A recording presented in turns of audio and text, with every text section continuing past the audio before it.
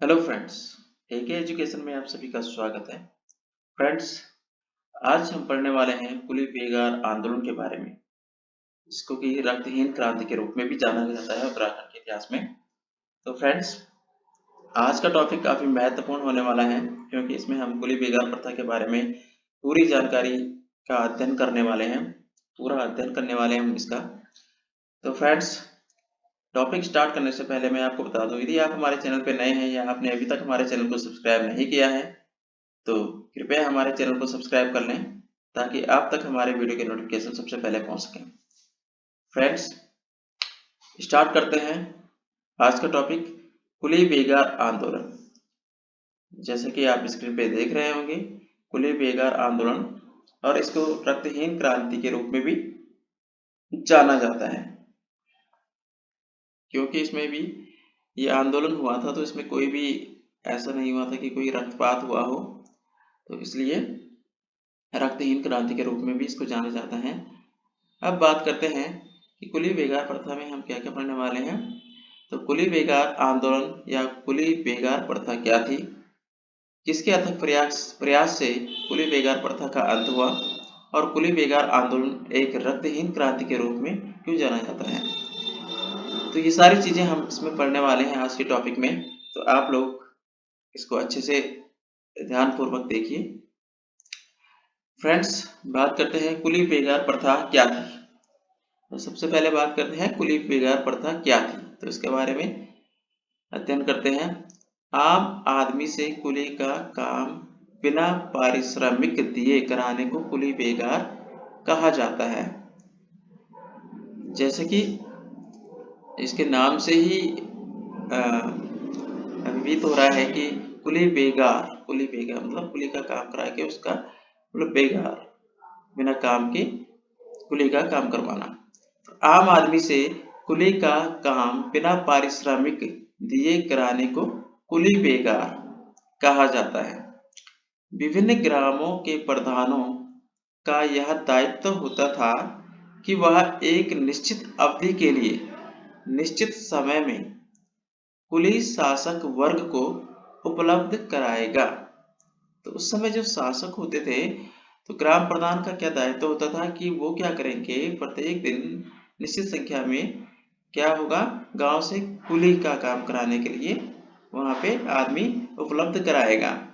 इस कार्य हेतु प्रधान के पास बकायदा एक रजिस्टर भी होता था, जिसमें सभी ग्राम वासियों के नाम लिखे होते थे, और सभी को बारी बारी यह काम करने के लिए बाध्य किया जाता था।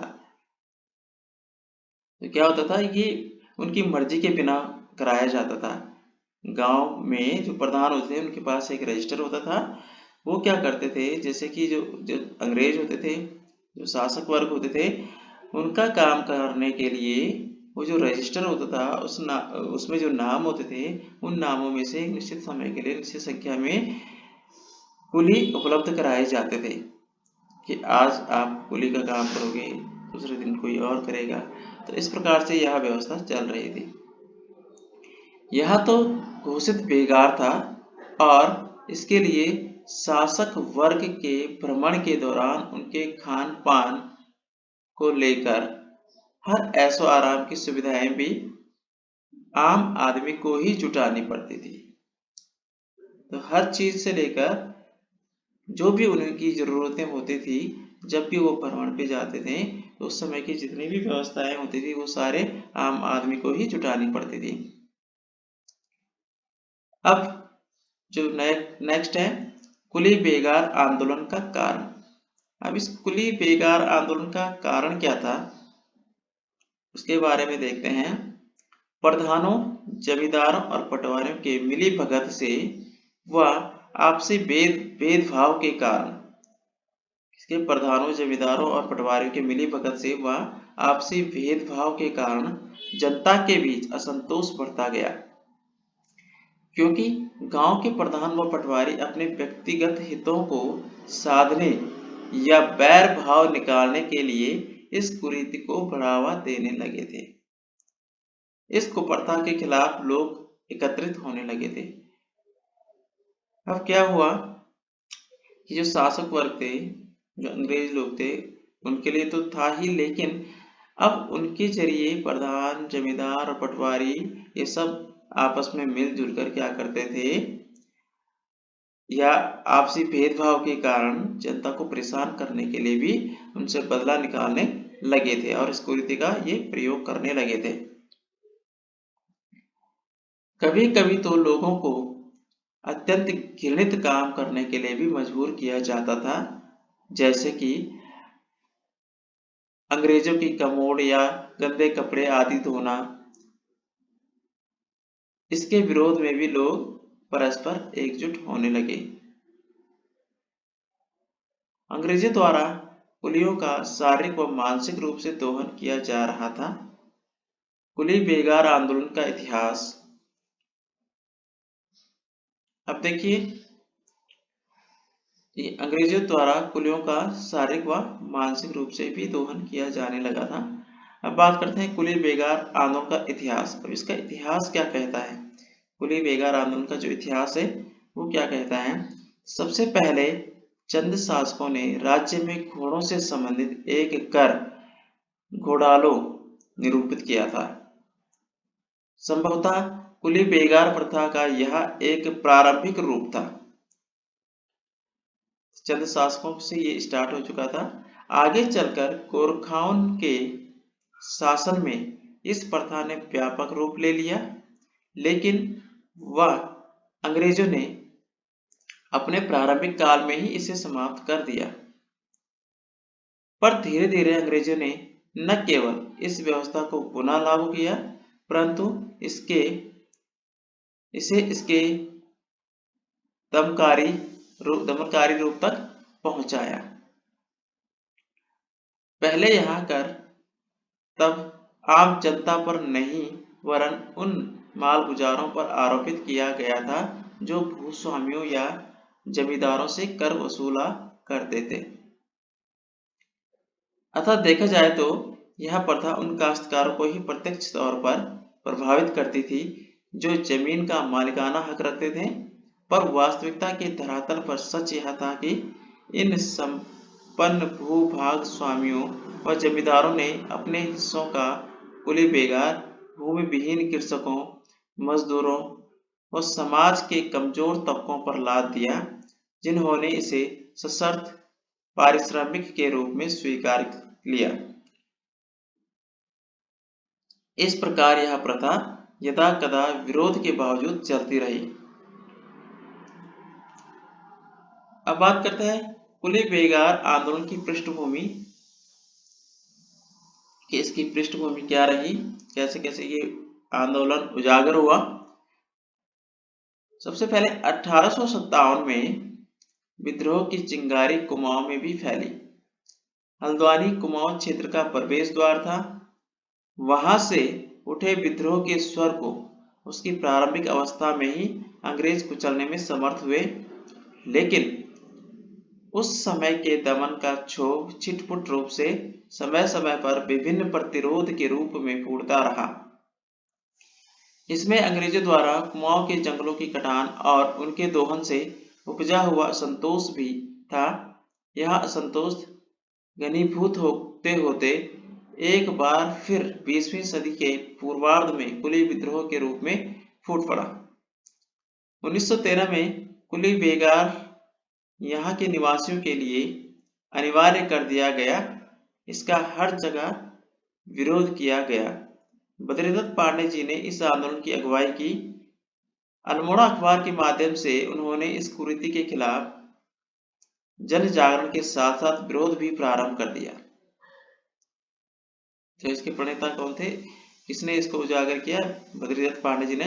1920 में नागपुर में कांग्रेस का वार्षिक अधिवेशन हुआ, जिसमें पंडित गोविंद वल्लभ पंत, बद्रीदत्त पांडे व हरगोविंद पंत, विक्टर मोहन जोशी, श्यामलाल शाह आदि लोग सम्मिलित हुए और बद्रीदत्त पांडे जी ने कुली बेगार आंदोलन के लिए महात्मा गांधी से आशीर्वाद लिया और वापस आकर इस कुरीति के खिलाफ जन जागरण करने लगे।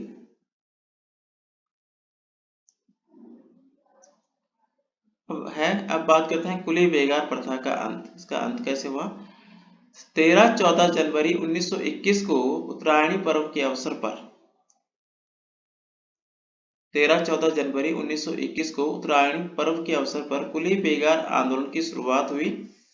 इस आंदोलन में आम आदमी की सहभागिता रही। अलग अलग गांवों से आए लोगों के हुजूम ने इसे एक विशालकाय प्रदर्शन में बदल दिया। सरयू और गोमती के संगम के मैदान से इस आंदोलन का उद्घोष हुआ। सरयू और गोमती नदी के संगम पे ये मैदान में इस आंदोलन का उद्घोष हुआ। इस आंदोलन के शुरू होने से पहले ही जिलाधिकारी द्वारा पंडित गोविंद बल्लभ पंत, लाला चिरंजी लाल और बद्रीदत्त पांडे को नोटिस थमा दिया, लेकिन इसका कोई असर उन पर नहीं हुआ। उपस्थित जनसमूह ने सबसे पहले बागनाथ जी के मंदिर में जाकर पूजा अर्चना की और फिर 40,000 लोगों का जुलूस सरयू बगड़ की ओर चल पड़ा। जुलूस में सबसे आगे एक झंडा था जिसमें लिखा था कुली बेगार बंद करो। इसके बाद सरयू मैदान में एक सभा हुई। इस सभा को संबोधित करते हुए बद्रीदत्त पांडे जी ने कहा, पवित्र सरयू का जल लेकर बागनाथ मंदिर को साक्षी मानकर प्रतिज्ञा करो कि आज से कुली बेगार बर्दाइश नहीं देंगे। सभी लोगों ने यह शपथ ली और गांव के प्रधान अपने साथ कुली रजिस्टर लेके आए थे। शंख ध्वनि और भारत माता की जय के नारों के बीच इन कुली रजिस्टरों को फाड़कर संगम में प्रवाहित कर दिया। यहीं से इस कुप्रथा का अंत हो गया। तो फ्रेंड्स, ये थी कुली बेगार प्रथा। अल्मोड़ा का तत्कालीन डिप्टी कमिश्नर ट्राइबल भीड़ में मौजूद था। उसने बद्रीदत्त पांडे जी को बुलाकर कहा, तुमने दफा 144 का उल्लंघन किया है, तुम यहाँ से तुरंत चले जाओ, नहीं तो तुम्हें हिरासत में ले लूंगा। लेकिन बद्रीदत्त पांडे जी ने दृढ़ता से कहा कि अब मेरी लाश ही यहाँ से जाएगी। यह सुनकर वह गुस्से में लाल हो गया। उसने भीड़ पर गोलियां चलानी चाहिए, लेकिन पुलिस बल कम होने के कारण वह इसे मूर्त रूप नहीं दे पाया। इस सफल आंदोलन के बाद जनता ने बद्रीदत्त पांडे जी को कुमाऊं केसरी की उपाधि दी। इस आंदोलन का लोगों ने जन समर्थन ही नहीं किया, बल्कि कड़ाई से पालन भी किया और इस प्रथा के विरोध में लोगों का प्रदर्शन जारी रहा। इसकी परिणति यह हुई कि सरकार ने सदन में एक विधेयक लाकर इस प्रथा को समाप्त कर दिया। इस आंदोलन से महात्मा गांधी बहुत प्रभावित हुए और स्वयं बागेश्वर आए और चरोंदा में गांधी आश्रम की स्थापना की। इसके बाद गांधी जी ने यंग इंडिया में इस आंदोलन के बारे में लिखा कि इसका प्रभाव संपूर्ण था। यह एक रक्तहीन क्रांति थी। तो ऐसे ऐसे इसका नाम रक्तहीन क्रांति पड़ा। फ्रेंड्स, इससे संबंधित कुछ महत्वपूर्ण प्रश्न हैं जो कि एग्जाम्स में पूछे जाते हैं। कुली बेगार प्रथा का हल निकालने के लिए खच्चर सेना की स्थापना करने वाले कमिश्नर का नाम क्या था? कुली बेगार प्रथा का हल निकालने के लिए खच्चर सेना की स्थापना करने वाले कमिश्नर का नाम क्या था? Commissioner trail. उत्तराखंड में कुली बेगार प्रथा के लेखक कौन थे? डॉक्टर शेखर पाठक। बेगार आंदोलन कब और कहां से आरंभ हुआ? 13-14 जनवरी 1921 को बागेश्वर में। जनवरी 1921 में निम्न में से किस स्थान पर सरयू नदी तट पर कुली बेगार न देने की शपथ ली गई? तो बागेश्वर। कुली बेगार प्रथा का अंत किस मेले के दौरान हुआ? तो ये हुआ उत्तरायणी मेले के दौरान। कुली बेगार आंदोलन का नेतृत्व किनके द्वारा किया गया? तो बद्रीदत्त पांडे, हरगोविंद पंत एवं चिरंजी लाल जी के द्वारा। तो फ्रेंड्स, ये क्वेश्चन एग्जाम्स में आ सकते हैं और आए भी हैं, तो ये कुछ महत्वपूर्ण प्रश्न है। तो फ्रेंड्स, ये था हमारा आज का टॉपिक, आज का वीडियो अच्छा लगा हो तो कृपया हमारे चैनल को सब्सक्राइब कीजिए, लाइक कीजिए, शेयर कीजिए, कमेंट कीजिए और इससे रिलेटेड अगर आपको कोई भी जानकारी चाहिए तो आप हमें कमेंट बॉक्स में लिख के कमेंट कर सकते हैं। तो फ्रेंड्स, ये था आज का टॉपिक। अगर टॉपिक अच्छा लगा तो कृपया हमारे चैनल को लाइक कीजिए, शेयर कीजिए, सब्सक्राइब कीजिए तथा बेल आइकन जरूर प्रेस करें ताकि आप तक हमारी वीडियो के नोटिफिकेशन सबसे पहले पहुंच सकें। तो फ्रेंड्स, आज के लिए इतना ही। मिलते हैं नए वीडियो में नए टॉपिक के साथ। तब तक के लिए धन्यवाद।